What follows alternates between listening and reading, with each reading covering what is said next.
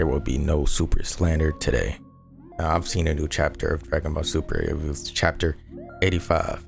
I thought it was pretty good, but I kind of want to talk about it because I see everybody in the fandom kind of complaining and this and that. So I just wanted to go into a few things. So the chapter basically, Goku has the flashback already with Bardock, and now he's kind of putting it into action. Vegeta, unfortunately, he took a little L. But I think people ain't giving Vegeta enough credit. Let's start with that whole Vegeta thing. So Vegeta's fighting gas, blah blah blah, and he's tanking a lot of the hits from somebody that is the strongest in the universe. Let's not take that away from my man Vegeta. All right, Vegeta cold. He cold. And towards the end, he had Gas shook. Gas literally froze in place and like covered his own hands, like, because he was fun to get hit. And Vegeta fainted. And keep in mind, I understand people like they want Vegeta to have his win, which is interesting. Because at first they were saying, people were complaining, Goku and Vegeta shouldn't get the kill. It's Granola art, give Granola the kill, give somebody else to shine. Then Granola started fighting, like a couple of chapters ago. Then people were complaining, oh, Granola shouldn't get the kill, he's boring. But these were the same people that were complaining that Goku and Vegeta shouldn't get the kill. So now Vegeta's back in it. I think people want Vegeta to be on a form, or the form to be on the same level of Ultra Instinct. But Vegeta form, he just got it, dude. Goku's been working with Ultra Instinct since the Tournament of Power. He's still only now just tapping into it. Why would Ultra Instinct be, not Ultra Instinct, but why would Ultra Ego be any different? It's like y'all want them to take the time with the form, but it's like y'all want them to take time with the form, but y'all wanted to rush it at the same time just so he could be equals with Goku. I don't want another Resurrection to F where Blue just became this thing and it was already powerful, and because I already feel like they mastered it, there was nothing they could do with it, so they had to start trying to backtrack with the manga doing like the thing where they turned into it and turned out to it. I don't mind the building up the forms. Let them take. What are y'all rushing the show manga for? It's like y'all want to rush the progression, but y'all wanted to have meaning at the same time. Give it time to build up. This is the first time we see Ultra Ego. If Ultra Ego was just this amazing form off rip and like defeating everything and finishing the arc. But one, there would be no story to tell. Two, the form would just be already powerful and it'll be on to the next. I don't think he's mastered Ultra Ego. I think he's beginning to understand it, but pretty sure he's still learning about the form, so I don't see why people are rushing the progression of that form. But this is his first showing. Yeah, he's used it multiple times, but it's just been in one of the battle. I'm pretty sure there's going to be more about that. That's my thing with the Super, how people treat Super. It's like they want to rush everything, and if something doesn't happen the way they want it to happen, it's bad. No, it's just not the way you want it to happen. That doesn't make it bad. People need to stop. I feel like people are trying to write the story instead of reading the story for what it is. And they have it how the story should end, how it should proceed. And if it doesn't happen by the way they said it would, then it's a bad manga. That's not how it is at all. So Vegeta, of course, he has Gas shook. I gotta give my props to that. He had Gas shook, but unfortunately he gassed out. He's still up, like he's still conscious. He's looking at the fight progress, but he's passed out, which I don't think is a big deal, and I'll get to that later on. So now Goku comes and he saves Vegeta and he does the new Ultra Instinct. What some people are complaining about, they feel like it's backtracking, but for me, I feel like it makes sense. So basically Goku goes back to, I believe it's Ultra Instinct sign, and he says in this state, he's more so allowed to use his emotion and still have a bit of Ultra Instinct. And some people are like, oh, it's just a cop out, blah blah blah. But I mean, to me, it kind of makes sense. Let's think about it. When he uses the Ultra Instinct in a silver hair form, he has to be in a mindset that is, I would say, more like Whis. Think about it like that. He has to be in the mindset of Whis. But to me, that will be more counterproductive because him and Whis are two different beings. So why would a form that relies on your own instinct, not the instinct of the angels, your own instinct, why would that for be Goku to be calm and tranquil when that has never been a thing to drive Goku to his maximum power? So to me, it makes sense that silver hair or Ultra Instinct didn't work. And if you look at the anime, which I'm pretty sure is not related, but it would be cool if they kind of did. Remember how Ultra Instinct had he got hurt. He was fighting Jiren, and then like he was winning at first, but then he tried to throw the key blast or whatever and he got hurt. Maybe that's why. Like, I doubt it, but if they made that into the reason, that would be kind of cool, and it would kind of make sense. Like, that silver hair form is not his instinct, it's Whis' instinct. It's what works for Whis, and Whis was kind of even hinting towards that. I don't know if people forgot. He was saying, you can't just copy me, Goku, you have to do this in your own way. So I feel like the idea of him going back to sign the basics of it and then developing it from scratch to match him and his sand instincts, which why I think the whole Bardock thing was trying to say, stop trying to fight like Whis.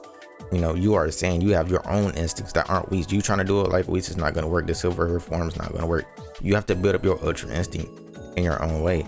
Now, I don't know why people are surprised about Goku tapping into different ultra instincts either, because Whis already stated, yeah, you have ultra instinct, but you have the weakest form of it. So I feel like it was natural for him to try a different ultra instinct. I just feel like that was an obvious thing. I don't know if people forgot that conversation that Whis had with Goku or what, but it's pretty obvious. I don't see it as a surprise as some people see it. Like, this just came out of nowhere. No, it didn't. They had this conversation already. It made sense for Goku to try to go through different ultra instincts or develop it in his own way. They've talked about this before they even came on a planet with Granola, so that's not a surprise to me. So I feel like now we're going to see not only I feel like Ultra Ego's going to have some time to develop, but I feel like that will come more so in the next arc, since we're just seeing his form. Don't forget, Ultra Instinct was not all that when it first came out in the scene. Ultra Instinct was not the form that won the tournament of power. It was Super Saiyan and Frieza, and they didn't even win. They pushed him off the they had to push him off the stage. I forgot exactly how it ended in the manga, but no, Ultra Instinct was not the saving grace.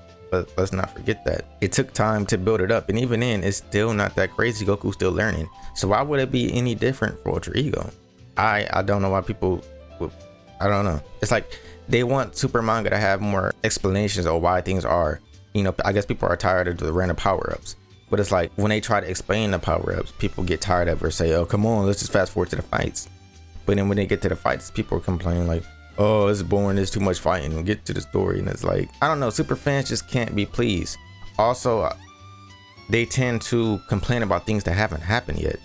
Like right now, people are complaining, oh, Goku's going to get to kill Goku saving the day. Like Gas still isn't alive. Also, I don't think Gas is the main villain either. As we can see, Elec has been plotting and scheming behind this whole thing. The way it seems right now, it doesn't seem like he intended for Gas to live past this fight. At least he knows the ramifications of whatever the wish made. He hasn't told them yet, but we're starting to see it.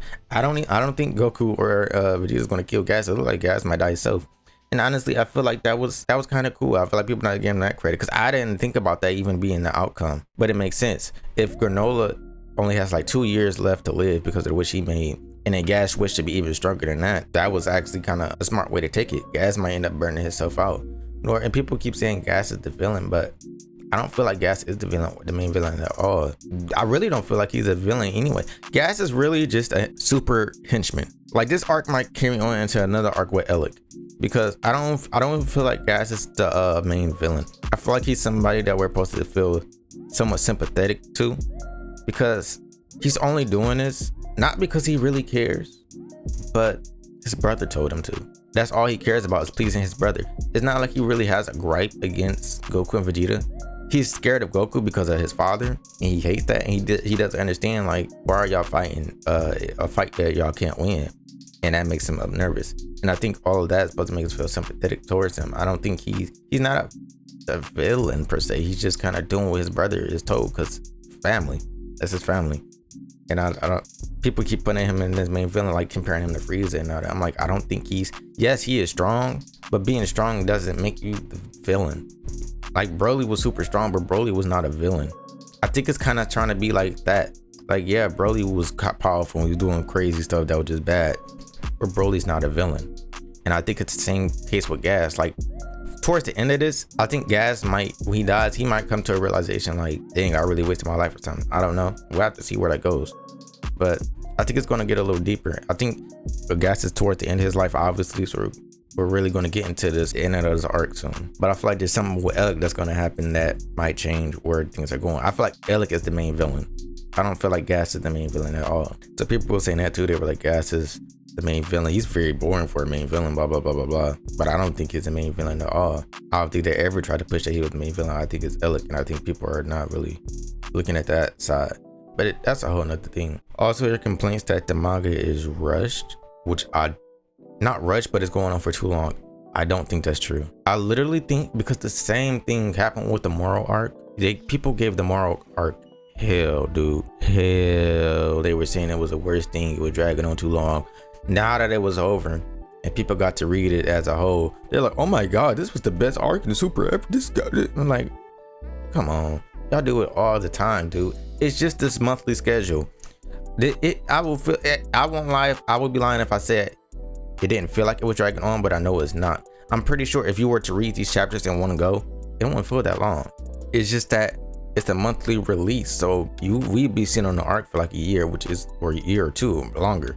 It just felt crazy. But I'm pretty sure if you sat and read these, because I've went back and read it as a whole, even though it's not finished, I just wanted to get a feel for it. It didn't take me that long to get to where we are now, because it's not actually that long. I gotta keep that in mind. I know it sucks, but try to be subjective with it. It's not really as long as y'all think, I promise you. You have to go back and read it and sit, because that's the same thing that happened with the Moral arc. People were saying it's taking too long, blah blah blah blah blah. Go back and read it as a whole. I promise you it's not as long as you think. It's not that bad. And then with the whole power scaling thing, I don't know if y'all have noticed, but I feel like for the past years or so, or ever since Super started, I'm pretty sure the writers themselves are trying to get away from this power scaling thing and just let it be a thing of martial art, which I am all for. I'm tired of the power scaling, but people keep trying to use this power scaling and these numbers that don't exist and say, oh, he shouldn't be fighting when the whole point of Dragon Ball Z and it always was to go past your limit. That's always. So if you don't like that, then you're just not gonna like Dragon Ball. Stop putting these imaginary power scales that y'all placed on the characters into the show. I feel like they've been trying to get away from that from the longest, but y'all keep bringing it back. Because if y'all hate power scaling, y'all gonna hate a show like One Piece. Because I would go into One Piece thinking like, how is Luffy doing this and that person was that stronger? It's anime. Like, I don't know what much to tell you.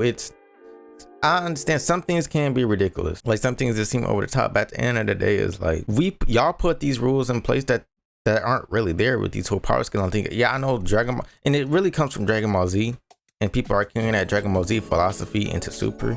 But I feel like Super's been trying to get away from that. Now that could be a whole nother conversation in itself, so I'm not gonna get too much into that.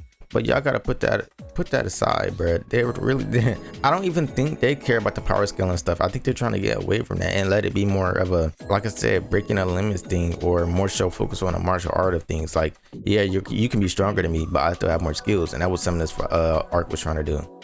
I think they're trying to go back to the roots of it just being a fight, you know, and not all this number crunching that y'all trying to do. Like, just enjoy it for what it is. Stop trying to tell the story that you want to tell, and if it's not your story, it's bad. That's not how it works, dude. If you don't like the story, that's one thing, but if you don't like it because it didn't do what you want to do, that's not fair. Nor do I think that will make it good anyway, because that will make it predictable.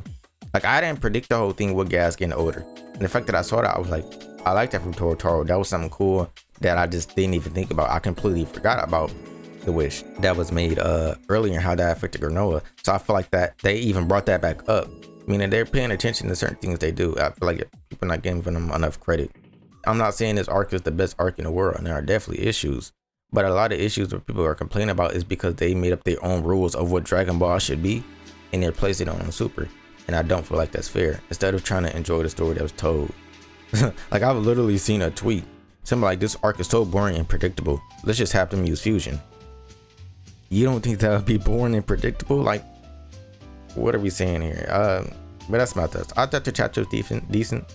I thought it was pretty good. It was a lot of action, which I feel like is what a lot of people come to Dragon Ball Z for. But I would say, more importantly, just sit it out. Just wait. Stop trying to predict the story. Stop trying to assume what will happen. Stop trying to be in control. Just enjoy the story. In the end, if it finishes off, you read it back and you don't like it, that's completely fine. But stop trying to create a story, and stop creating a story in your head and placing it on a Super, and if it's not doing the story you had in your head, then it's wrong. Also, stop trying to, it's cool to have theories, right? Theories are cool. But when you have a theory and then you say that theory as a fact, and it's a theory that you don't like people try to predict stuff and they're like, oh my god, Super is bad because of this thing that I predicted, even though it hasn't happened yet, therefore it's bad. That's dumb. And 9 times out of 10, their prediction never actually comes true. So it's just weird, especially when the leaks used to come out. Well, they still come out and people still do the same thing, but like I said, that's a whole nother discussion. But I say, just wait it out. Let's see how this arc wraps up. I think we're on to something good, and I think a lot of people are gonna like it when this is all said and done. But my little thoughts, I thought the chapter was nice, and I'm really interested to see how they wrap it up. With that being said, peace.